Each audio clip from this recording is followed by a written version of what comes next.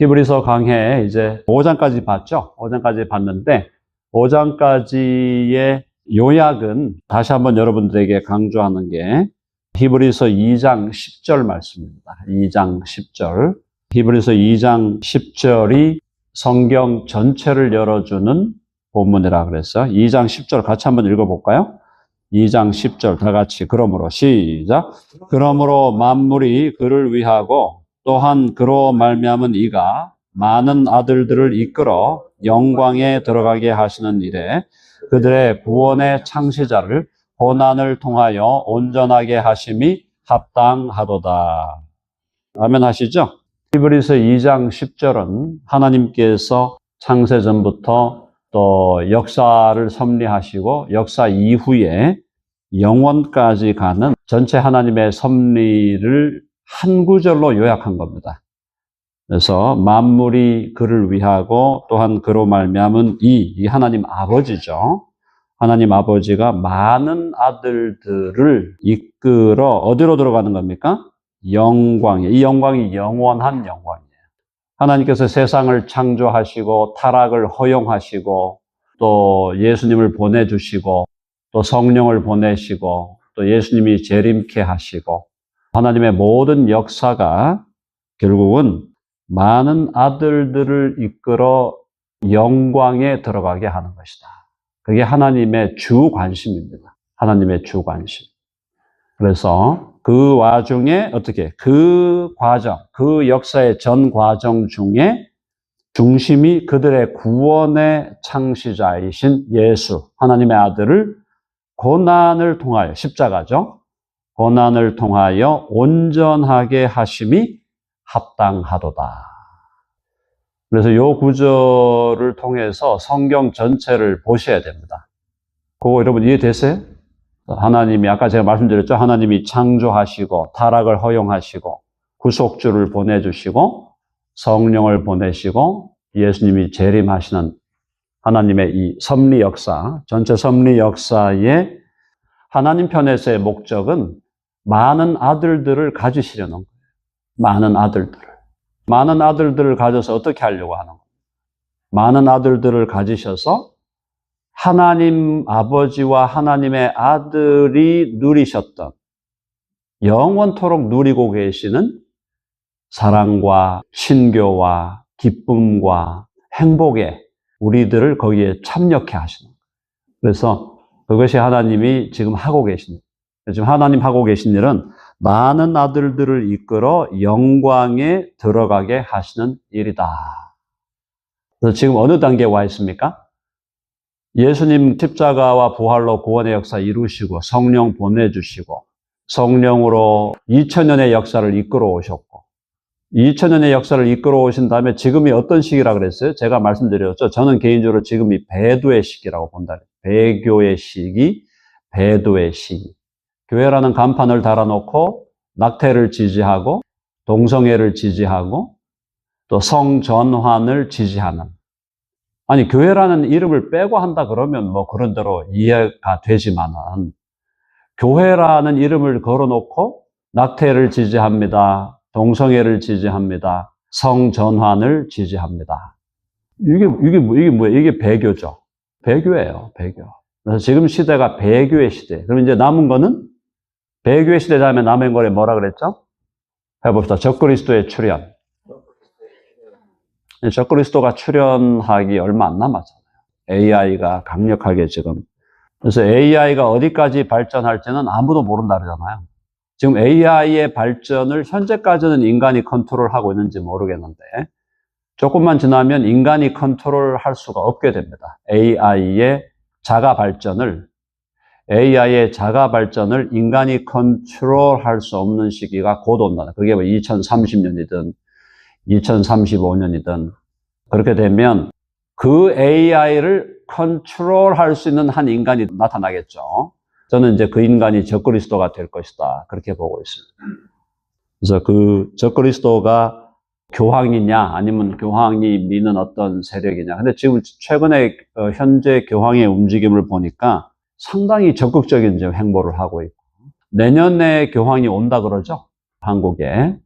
내년에 무슨 청년 뭐 집회로 교황이 온다는데 내년도 꽤 우리 시끄러울 것 같아요. 우리 한국에. 그래서 어쨌든 그런 정도로 우리가 이해하시고 히브리서 2장 10절을 여러분이 좀 깊이 묵상하시면은 히브리서 2장 10절에서 성경 전체가 다 거기에 나와 있다고 보시면 되겠습니다. 자, 넘어가서 6장으로 돌아가서요. 우리 6장에서 지금 5장 뒷부분에서 멜기세덱을 설명하면서 너희가 믿음이 약해서 이 멜기세덱에 대해서 설명하는 걸 너희들이 이해를 잘 못할 것 같아서 더 깊이 얘기는 하지 않는다 하면서요. 거기서 이제 뭐라고 했냐면은 5장 11절 보면 멜기세덱에 관하여는 우리가 할 말이 많으나 너희가 듣는 것이 둔함으로 설명하기 어려우니라. 그래서 때가 오래되었으므로 너희가 마땅히 선생이 되었을 터인데 너희가 다시 하나님의 말씀의 초보에 대하여 누구에게서 가르침을 받아야 할 처지이니 지금 이제 이 히브리서 편지를 받는 수신자들이 믿음이 어린 수준에 있었다는 거죠. 어린 수준에 있었다. 그래서 단단한 음식은 못 먹고 젖이나 먹어야 할 자가 되었도다. 교회 안에 예수님을 믿는 사람들일지라도 믿음의 수준, 그죠? 믿음의 수준이 젖을 먹는 수준에 있는 사람들이 있고 단단한 음식을 먹는 수준에 있는 사람들이 있다는 거죠. 그러니까 교회에 나오는 믿음의 사람들이 많은 사람이 있을지라도 그 사람들 가운데 믿음이 연약한 사람, 또 믿음이 장성한 사람, 이렇게 로마서에서 믿음이 약한 자와 믿음이 강한 자를 구별했던 것처럼 그렇게 구별된다. 그래서 13절에 보면 이는 젖을 먹는 자마다 어린 아이니 의의 말씀을 경험하지 못한 자요 단단한 음식은 장성한 자의 것이니 그들은 지각을 사용함으로 연단을 받아 선악을 분별하는 자들이니라. 그랬죠? 장성한 자의 특징이 세 가지입니다. 지각을 사용해라. 지각. 지성의 제자도입니다. 지성의 제자도. 믿음이 장성한 자라는 것은 지성의 활용, 지성을 적극적으로 활용해야 됩니다. 지성을 활용하지 않으면 절대 믿음이 성숙한 믿음으로 올라갈 수가 없어요.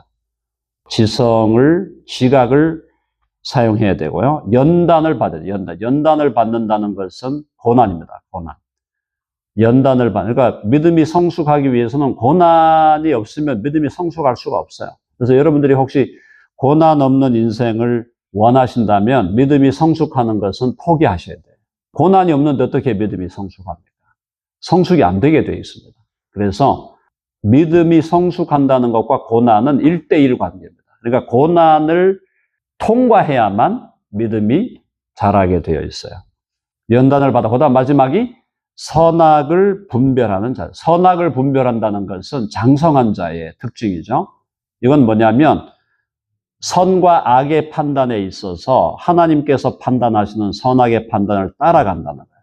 하나님의 선악 판단을 따라서 나도 선악을 판단하고 그래서 선을 사랑하고 악을 미워하고 선을 택하고 악을 버리는 그런 성숙이 있다. 그래서 장성한 자가 세 가지 특징을 말했습니다. 자, 6장에서 이제 그러므로 완전한 대로 나아가라고 말합니다. 6장 이제 그러므로 우리가 그리스도의 도의 초보를 버리고 도의 초보라는 것은 이제 어린아이의 신앙에 머무는 거죠. 거기에 머물지 말고 죽은 행실을 회개함과 하나님께 대한 신앙과 세례들과 안수와 죽은 자의 부활과 영원한 심판에 관한 교훈의 터를 다시 닦지 말고, 이게 이제 초보죠. 도의 초보. 도의 초보가 회개와 믿음과 세례와 안수와 부활과 영원한 심판. 이게 이제 6개의 초보, 6개의 기초인데,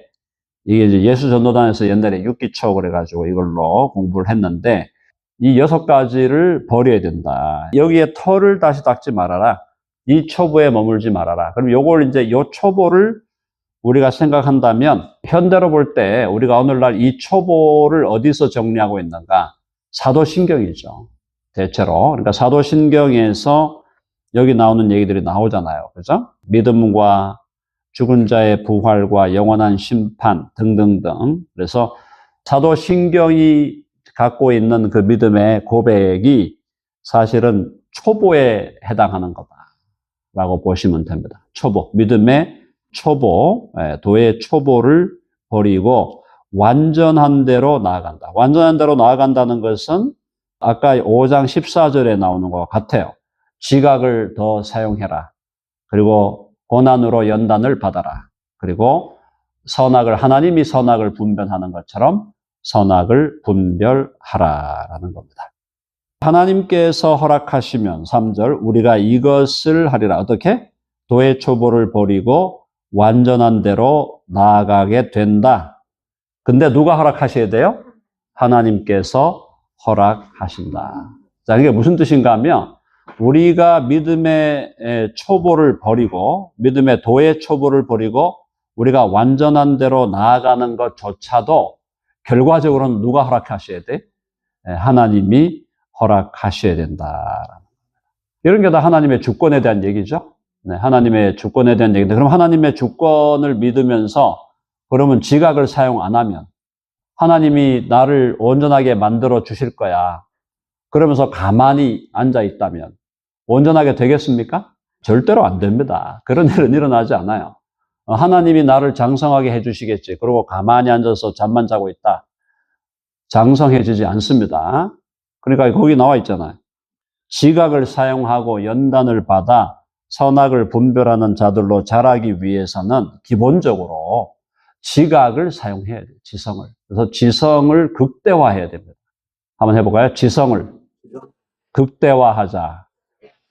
지성을 극대화한다는 것은 그러면 감성을 포기하고 의지를 포기하고 관계성을 포기하라는 게 아니라 지성을 극대화하면서 감성도 극대화하고 의지도 극대화하고 관계성도 극대화해야 돼. 선한 방향으로. 여러분 아멘 하시죠? 이렇게 같이 가야 된다는 거예요. 근데 이제 왜 문제가 생기냐? 지성을 극대화했는데 감성이 못 따라와요. 의지가 못 따라와요. 관계성이 못 따라와요. 그러면 뭐가 돼버려요? 지성만 극대화돼 버리니까 뭐가 돼버려요? 교만도 교만이고 조금 전문 용어로 정신착란증이 일어나는. 지성은 막 극대화가 됐는데 감성도 못 따라오고 의지도 못 따라오고 관계성도 못 따라오면 정신착란에 걸리거나 좀 심한 얘기로 병신되네, 병신. 그렇게 가면 안 돼요. 그러니까 지성을 극대화함과 동시에 감성이 극대화되고 의지가 극대화되고 관계성이 극대화돼요. 그리고 여기 아까 선악분별, 도덕성이 극대화돼야 됩니다. 같이 가야 돼요, 같이. 네. 자, 6장 4절부터가 난해 구절입니다.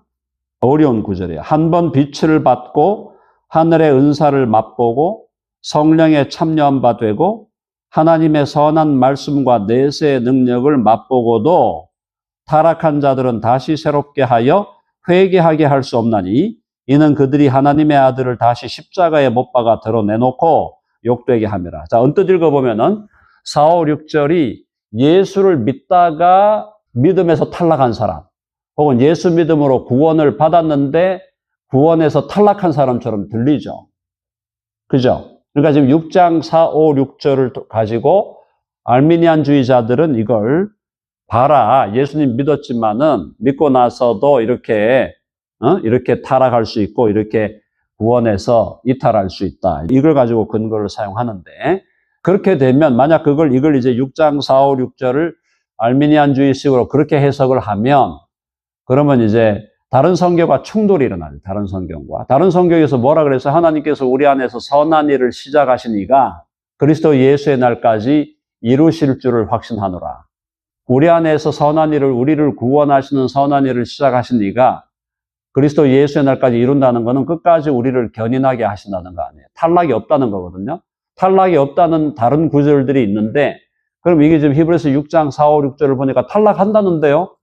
예수님 믿고 다 탈락했는데요. 이렇게 얘기할 수 있는데 그러면 두 가지 말씀이 성경에서 모순되느냐 하는 그 얘기인데 네, 요걸 이제 해석을요. 마태복음 한번 가봅시다. 마태복음 13장. 마태복음 13장에 보면 씨 뿌리는 비유가 나와요. 씨 뿌리는 비유. 씨 뿌리는 비유에서 13장 20절. 13장 20절에 돌밭에 뿌려진 사람이에요. 13장 20절과 21절 같이 읽어보겠습니다. 마태복음 13장 20절, 21절 시작. 돌밭에 뿌려졌다는 것은 말씀을 듣고 즉시 기쁨으로 받되 그 속에 뿌리가 없어 잠시 견디다가 말씀으로 말미암아 환난이나 박해가 일어날 때에는 곧 넘어지는 자요. 요런 사람을 얘기하는 거예요. 그러니까 히브리서 6장 4, 5, 6절은 여기 지금 돌밭에 뿌려진 사람이야. 말씀을 듣고 기쁨으로 받았어요. 기쁨으로 받았어. 받았는데 뿌리가 내려지지 않은 겁니다. 그러니까 말씀을 기쁨으로 받을 때는 여러 가지 이유가 있을 수 있어요. 지성이 막 계몽이 됐다거나 갑자기 풀리지 않던 문제가 풀렸다거나 그렇게 해서 말씀을 처음에 기쁨으로 받았는데 그 기쁨으로 받은 것이 믿음의 뿌리가 내려진 건 아니었다라는 거 이해되셨죠? 네, 그래서 히브리서 다시 돌아오면 6장 4, 5, 6절은 한번 빛을 받고 하늘의 은사를 맛보고 성령에 참여받고 하나님의 선한 말씀과 내세의 능력을 맛보고도 했다는 게 뭐냐면 이게 기쁨으로 하나님의 말씀을 받은 사람이에요. 근데 이 사람이 뿌리가 내려지지 않았어요. 그러니까 뿌리가 내려져야 구원을 받는 거거든요. 일시적으로 기쁨으로 하나님의 말씀을 받을 수 있다. 그러나 그 사람이 믿음의 뿌리가 내려지지 않을 수 있다는 겁니다. 자, 그러니까 이게 무슨 뜻인가 하면 어떤 사람이 교회에 와가지고 와, 말씀 너무너무 좋습니다. 말씀 들을 때마다 너무너무 행복해요. 너무너무 기뻐요. 막 그러는데 그 사람이 구원 안 받았을 가능성이 분명히 있다는 걸 이해하셔야 된다. 말씀을 기쁨으로 받았어. 근데 구원은 못 받았어요. 굉장히 중요한 얘기입니다. 자, 말씀에 대해서 막 자극을 받고 와, 막 감탄사를 막 바라면서 와, 정말 좋은 말씀이에요. 막 그랬는데 믿음의 뿌리가 안 내려져 있는 거예요. 그럼 그 사람 구원 못 받는 거라니까. 그래서 여러분들이 여기서 잘 조심해야 될 게 뭐냐면 내가 하나님의 진리와 성경의 진리와 신학적인 진리를 내가 깊이 이해하고 있다고 해도 내가 정말 주님의 인격 안에 뿌리를 내리고 있느냐. 이거는 철저하게 점검을 해야 된다. 많은 사람들이 내가 그냥 말씀 들으면서 막 깨달아지면서 뭐가 막 확 뚫린다. 그러면은 뭐가 구원을 받은 것처럼 생각해요. 아니에요. 구원에 못 이뤘을 가능성도 상당히 있다는 걸 아셔야 돼요. 그러니까 여기 6장 4, 5, 6절이 바로 그런 사람이에요. 말씀을 기쁨으로 받아갖고 막 흥분하고 막 그냥 좋아가지고 막 그러고 목사님 오늘 식사 꼭 한번 대접하겠습니다. 맛있는 데 가갖고 막 대접하고 막 그랬는데 신앙에 뿌리가 없는 거예요.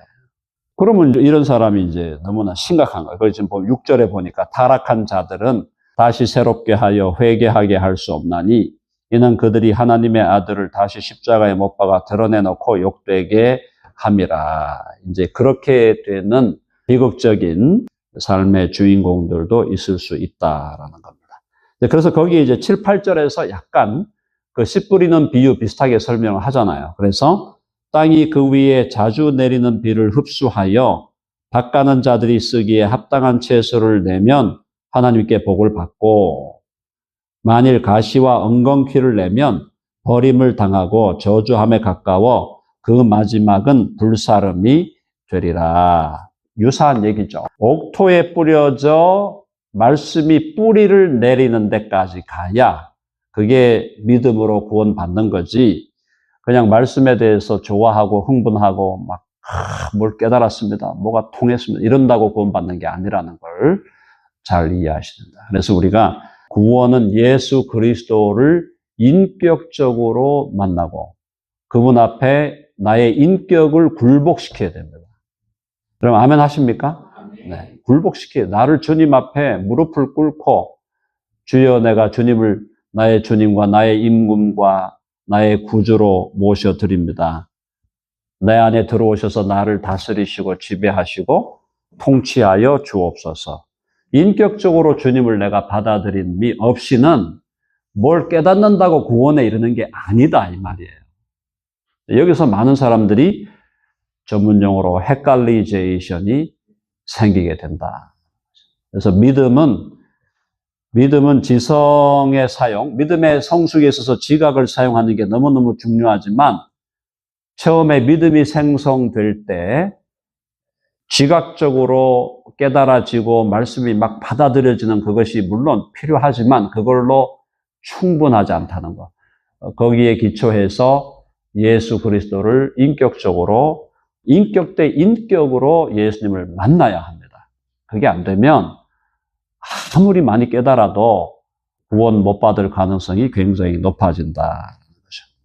그래서 9절에 보니까 사랑하는 자들아 9절부터 끝까지 소망의 풍성함에 이르라고 말씀합니다. 사랑하는 자들아 우리가 이같이 말하나 너희에게는 이보다 더 좋은 것, 곧 구원에 속한 것이 있음을 확신하노라. 그러니까 이 얘기하는 거는 당신들 중에 이렇게 중간에 이렇게 구원에 이르지 못하는 자들이 있을 수 있겠지만 지금 이 편지를 받는 수신자들은 이보다 더 좋은 것, 곧 구원에 속한 것이 있음을 확신한다. 나는 너희들이 그래도 구원 받았다고 믿는다. 이렇게 지금 그 사람들을 약간 위로하는 말씀을 해주고 있습니다. 10절 하나님은 불의하지 아니하사 너희 행위와 그의 이름을 위하여 나타낸 사랑으로 이미 성도를 섬긴 것과 이제도 섬기고 있는 것을 잊어버리지 아니하시느니라. 지금 여기 히브리서 기자가 수신자들이 너희는 이미 내가 볼 때 분명히 구원을 받은 사람들이고 그리고 너희의 행위와 사랑을 통하여 그죠? 너희 행위를 아시고 또 사랑으로 이미 성도를 섬기고 이제도 섬기고 있는 것을 잊어버리지 아니하신다. 하나님이 알고 계신다. 그러니까 이거는 진정한 믿음의 뿌리에서 나온 그죠? 믿음에 의한 선행이죠. 믿음에 의한 선행이 너에게 있음을 하나님도 알고 계신다라는 것은 당신들이 이렇게 돌밭에 뿌려진 그런 사람들이 아닌 당신들은 말씀이 옥토에 뿌려진 사람들이어서 여러분들에게서 지금 믿음의 열매가 지금 맺어지고 있다라는 걸 그렇게 말씀하고 있는 겁니다. 자, 우리가 간절히 원하는 것은 너희 각 사람이 동일한 부지런함을 나타내어 끝까지 소망의 풍성함에 이르러. 끝까지라는 말이 뭡니까? 이게 견인이죠? 견인. 자, 지난 시간도 제가 말씀을 드렸습니다. 칼빈주의 5대 교리에서 성도의 견인. 성도의 견인은 두 가지를 같이 얘기해야 된다 그랬어요. 하나님이 우리를 끝까지 견디고 인내하도록 주권적으로 인도하시고 섭리하시는 줄로 믿습니다. 아멘 하시죠? 그럼 그것만 믿고 가만히 있으면 견인이 돼요? 안 돼요. 내가 해야 될 일을 해야 되고 하나님 앞에서 내 책임을 다 해야 돼요. 그러니까 하나님의 주권적인 역사가 상위의 차원이에요.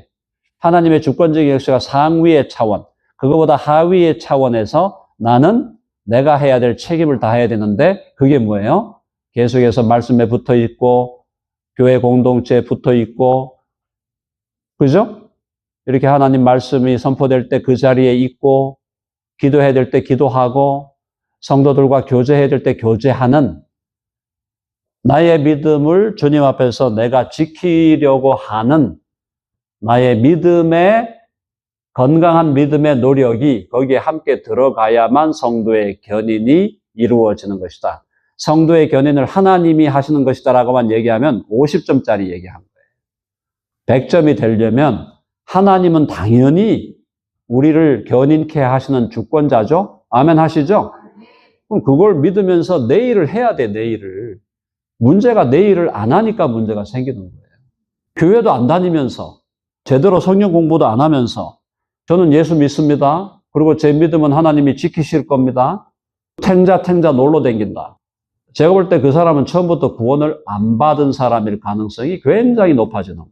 왜냐하면 구원을 받은 사람은 하나님께서 나를 끝까지 견디고 인내하게 하실 것이다라는 걸 확신하면서도 그러니 내가 하나님 앞에 정당하게 리스폰스를 해야 된다라는 거룩한 책임의식을 느끼게 되어 있는 겁니다. 그렇죠? 건강한 책임의식이 없다. 그 애시당초부터 구원을 못 받은 사람이에요. 그럴 가능성이 굉장히 높아지는 거예요. 아니면 구원은 받았을지 모르겠지만은 방종주에 빠져 있는 거죠. 자유를 육체의 기회로 삼고 있는 거죠. 네. 자유를 육체의 기회로 삼는데 그걸 지금 극단적으로 밀고 가는 게 구원파. 아시죠? 제가 뭐 그 교주 이름을 일일이 안 들어도 다 아실 겁니다. 자, 그래서 여러분, 성도의 견인에 대해서 하나님의 주권과 우리의 책임은 같이 간다는 거예요. 똑같은 차원은 아니에요. 상층의 차원이 하나님의 주권이 상층의 차원이야. 그 아래층이 우리의 책임이에요. 그러나 우리가 우리의 책임을 다하지 않으면 구원받은 사람이 우리의 책임을 다하지 않는다는 것은 거의 예외적인 거예요. 진짜. 구원을 제대로 받은 사람이 어떻게 하나님 앞에서 책임지기를 안 하냐 말이에요. 하나님의 은혜를 깨달았고 예수님이 나를 위해 십자가를 지셨다는 걸 깨달았는데 어떻게 하나님 앞에서 내가 진실한 책임지기를 안 할 수 있나? 구원받았다고 하는 인간이 그걸 안 하고 있다면 구원을 안 받았을 가능성이 90% 넘어간다고 보시죠. 그래서 우리의 믿음을 잘 돌아봐야 됩니다. 나는 내 책임을 다하고 있는가? 내 책임을 다하고 있는가? 12절 읽어보죠. 12절 다 같이 시작.